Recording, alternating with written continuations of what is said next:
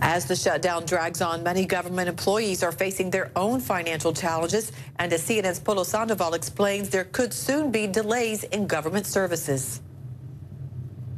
It's week 3 of a shutdown showdown between the president and lawmakers, with Americans caught in the middle.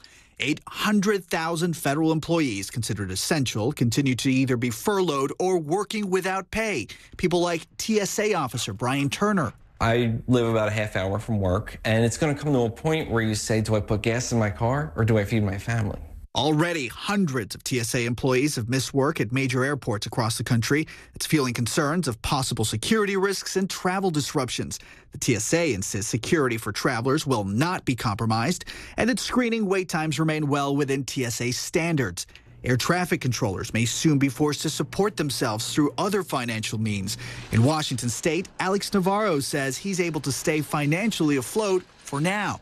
Safety is still at an all-time high. Efficiency is still at an all-time high. It's just trying to fight back the doubt and the worry of not getting that paycheck. The partial shutdown may lead to other hassles. This year's tax refunds could be delayed as IRS workers are temporarily off the job. Farmers may have to wait for loans and for a major agricultural report due out this month from the USDA. It's supposed to help plan this year's harvests. The January report has a lot to do with 2018's production in acres, and a lot of farmers and traders base a lot of what they're going to do in the coming year on what that report tells us. Also at a standstill, some environmental, drug, and food inspections. At KC Beer Company in Kansas City, the new brews are blocked until they can get approval from federal inspectors. We're just in a holding pattern, just have to keep brewing the beer that we're already doing and getting that out there while we wait for approval on the new products. Helpless and hopeless, Americans have to wait for an answer from Washington on when this partial shutdown will end. The president, who seems to be in a deadlock with Democrats, says he can relate to affected workers. People understand exactly what's going on, but many of those people that won't be receiving a paycheck, many of those people agree 100% with what I'm doing. Polo Sandoval, CNN, New York. Well, neither side is giving an inch for more on what could end the stalemate. Political analyst Peter Mathews joins us from Los Angeles. Thanks for joining us, Peter. I want to refer to Polo Sandoval's story we just saw, because that shows how far this shutdown is going to reach across America and hit different sectors and different kinds of American workers. As we learn about this, do you see that there will be any increased impetus on either part, where they're dug in, they're in the trenches, where they could try to push past this impasse? We should not make a false equivalency here, Natalie. One side is clearly much more in the right than the other side. How could President Trump, it's astounding that he would say that he identifies with the folks who are not getting paychecks. I wondered when was the last time he didn't get a paycheck.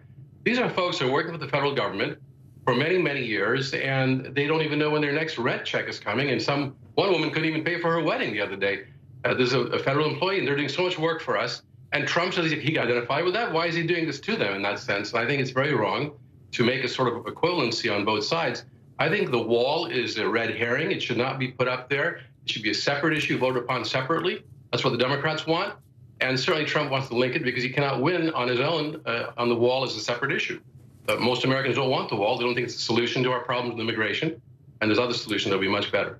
Right. And we know that the Democrats asked the Trump administration, bring us your numbers. Show us why you need this wall and how much. And apparently, among the course of these talks, Nancy Pelosi has not accepted Kirstjen Nielsen's numbers on that. And that was a contentious part of these talks. But outside of that story, we're not hearing much of anything coming from these talks. So enter President Trump saying, you know what, I could go around it and declare this a national emergency. Is that any kind of okay, go ahead. So how could he say he'll declare a national emergency and then use defense military money, the defense military spending money, 20 billion of it, take it out of the Defense Department and use it for this wall that's not even necessary? It's ironic, isn't it, that the TSA, the Security Administration for Transportation, and the air traffic controls are going to be affected by this, and that's real security on an everyday basis. And yet we have no problem with people invading our borders on the southern part of our border, as he's portraying. There's not a bunch of army coming up for illegal immigrants. Another thing is the immigration is due to economic reasons. It's a lack of higher paying jobs in those areas, export of our jobs from middle class here to low wage jobs in Mexico. That has to be addressed. Wages have to be brought up over there. Trump is not addressing these key issues. He's just doing a superficial argument about put up a wall and they won't come. It's the most egregious argument I've ever heard. Doesn't make any sense. Well, the president seems optimistic that this is a path, a possible path, declaring national emergency. Legal watchers aren't so sure. But if he goes this route, what happens with the government shutdown? It presumably stays shut down.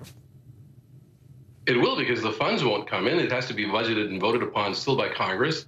And they certainly will not. The Congress will be less amenable to reach an agreement if he goes ahead unilaterally, declares a state of emergency, and then builds the wall or starts building it with $5 billion or $20 billion of the defense budget. That's going to alienate more members of Congress, including some of his own members in his own party. And it'll be a bigger fiasco than we have right now, Natalie. Well, the one thing he is doing that perhaps his base accepts is that he is standing his ground. And he sends a message to them, you know, that I'm looking for a different way. Maybe I'll try this. But we said border wall. I'm going to get the border wall. Is there anything positive coming out of this for him? Not really, because his base only comprises about 39% of the American people. And that's a minority, as he should know. He didn't even win a majority of the vote last time, the popular vote. That 39% is not going to get him over the top in 2020. He needs to think differently in a more broad-minded way to be more inclusive, to reach a real conclusion and not a compromise, but a consensus on issues like DACA, for example, and settling for the border security money that Democrats are willing to give him, about $1.5 billion or so, for enhanced security in different ways, not a wall, but enhanced security with air surveillance, other kinds of things, more border patrol perhaps. That's a much more reasonable way to solve this problem. But this president seems to be anything but reasonable, unfortunately.